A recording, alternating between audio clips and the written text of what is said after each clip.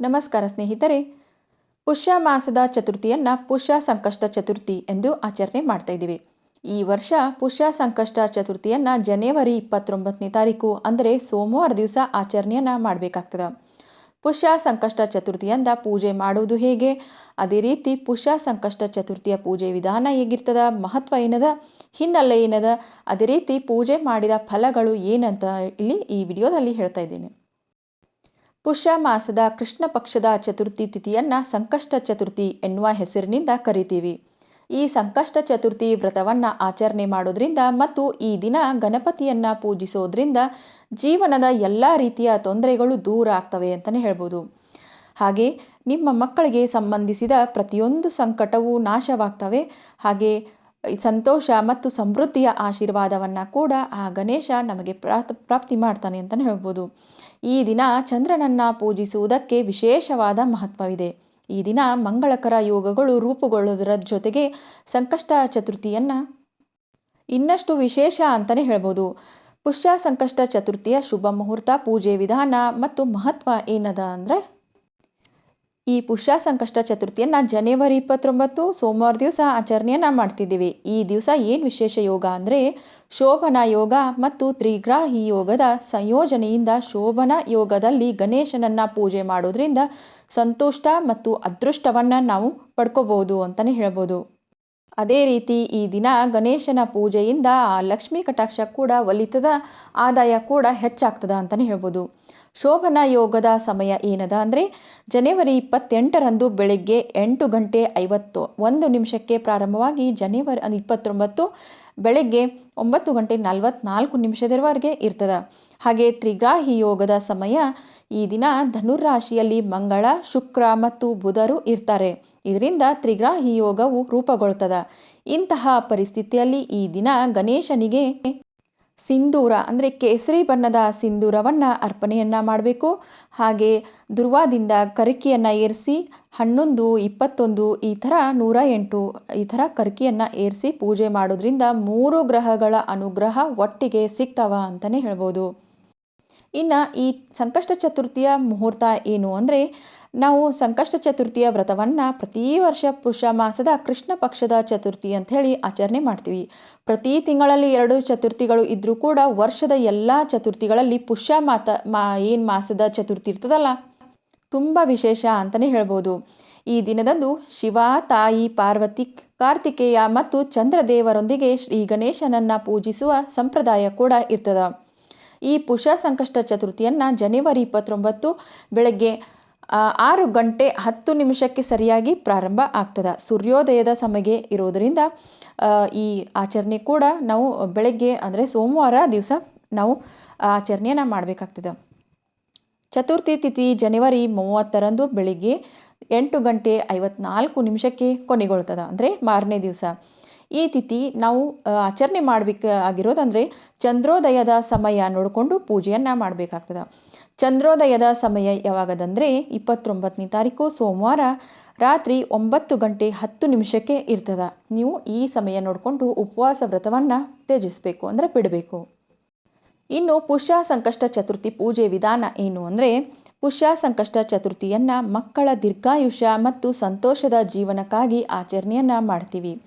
ಈ ಉಪವಾಸವನ್ನು ನೀರಲ್ಲಿ ಕುಡಿಯನಿಲ್ಲದನ್ನು ಕೂಡ ಆಚರಣೆಯನ್ನು ಮಾಡೋರು ಭಾಳ ಜನ ಇದ್ದಾರೆ.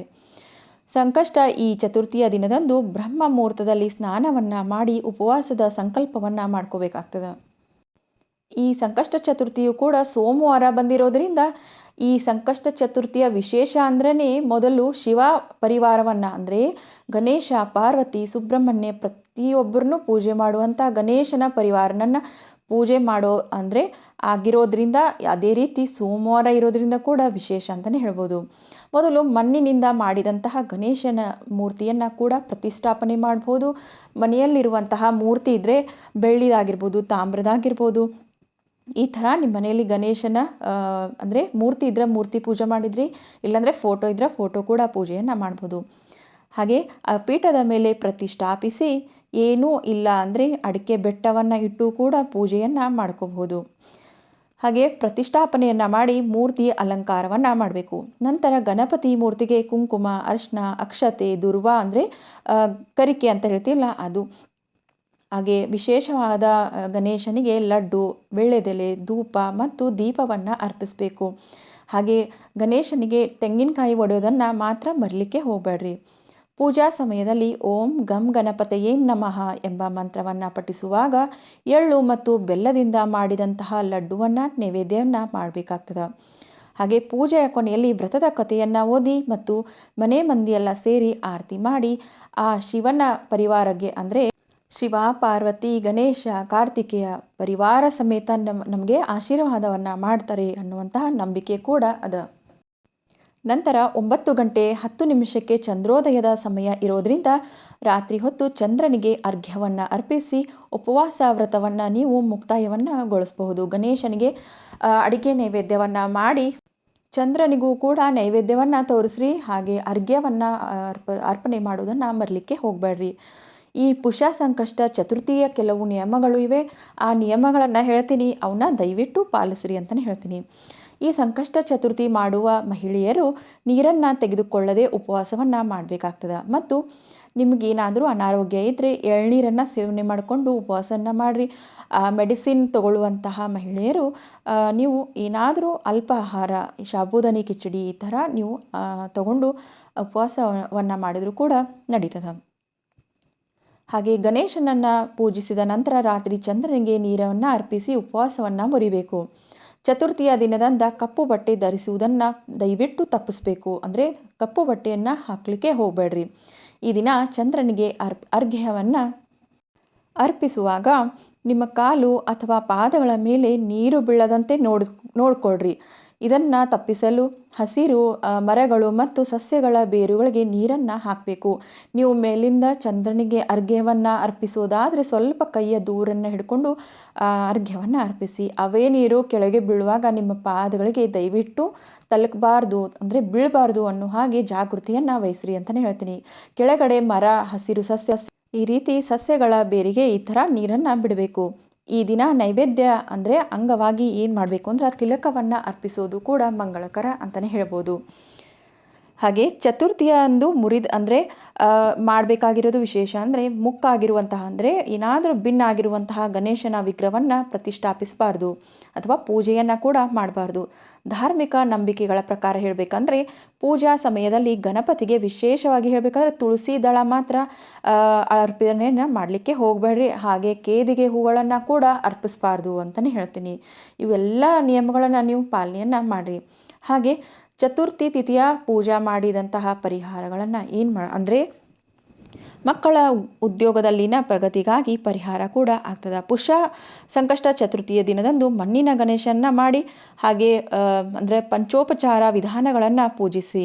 ಈ ದಿನ ಗಣಪತಿಯನ್ನು ಹಳದಿ ಬಣ್ಣದ ಬಟ್ಟೆಯಿಂದ ಅಲಂಕಾರವನ್ನು ಮಾಡಿ ಅಂದರೆ ಸಾಯಂಕಾಲ ಸಂಜೆ ಹೊತ್ತಿಗೆ ಚಂದ್ರನಿಗೆ ನೀರನ್ನು ಅರ್ಪಿಸಿ ಉಪವಾಸವನ್ನು ಕೊನೆಗೊಳಿಸಬೇಕು ಅಂತಲೇ ಹೇಳ್ತೀನಿ. ವಿಶೇಷವಾಗಿ ಈ ದಿನ ಗಣೇಶನಿಗೆ ಎಳ್ಳು ಬೆಲ್ಲವನ್ನು ಅರ್ಪಿಸಿ ನಮಸ್ಕಾರವನ್ನು ಮಾಡಿಸ್ರಿ. ಹಾಗೆ ನಿಮ್ಮ ಮನೆಯಲ್ಲಿ ಮಕ್ಕಳಿದ್ದರೆ ಆ ಮಕ್ಕಳ ಕೈಯಲ್ಲಿ ಗಣೇಶನಿಗೆ ಎಳ್ಳು ಬೆಲ್ಲವನ್ನು ಅರ್ಪಿಸಿ ಆಶೀರ್ವಾದನ ತೆಗೆದುಕೊಳ್ಳೋಕ್ಕೆ ಹೇಳ್ರಿ. ಈ ದಿನ ಗಣೇಶನನ್ನು ಪೂಜೆ ಮಾಡುವಾಗ ಸಂಕಷ್ಟನಾಶನ ಗಣೇಶ ಸ್ತೋತ್ರವನ್ನು ಪಠಿಸಿ. ಹೀಗೆ ಮಾಡೋದ್ರಿಂದ ಮಕ್ಕಳಿಗೆ ಇರುವಂತಹ ಏನಾದರೂ ದುಃಖಗಳು, ತೊಂದರೆಗಳು, ಅಡೆತಡೆಗಳು ದೂರ ಆಗ್ತವೆ ಅಂತಲೇ ಹೇಳ್ಬೋದು. ಒತ್ತಡದಿಂದ ಮುಕ್ತಿಗಾಗಿ ಏನು ಮಾಡಬೇಕು ಅಂದರೆ ಈ ದಿನದಂದು ರಾತ್ರಿ ಪೂಜೆ ಮಾಡಿದ ನಂತರ ಚಂದ್ರನಿಗೆ ಅರ್ಘ್ಯವನ್ನು ಅರ್ಪಿಸಿ.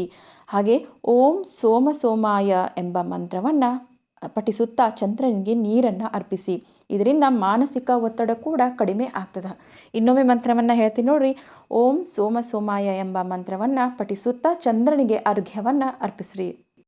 ಈ ರೀತಿ ಅಂದರೆ ಪುಷ್ಯ ಮಾಸದ ಸಂಕಷ್ಟ ಚತುರ್ಥಿಯ ಆಚರಣೆಯನ್ನು ಮಾಡಿರಿ ಅಂತ ಹೇಳ್ತಾ ಮತ್ತೆ ಮುಂದಿನ ವಿಡಿಯೋದಲ್ಲಿ ಮತ್ತೆ ವಿಶೇಷ ಮಾಹಿತಿಯೊಂದಿಗೆ ಮತ್ತೆ ಸಿಗ್ತೀನಿ ಸ್ನೇಹಿತರೆ. ಎಲ್ಲರಿಗೂ ನಮಸ್ಕಾರ.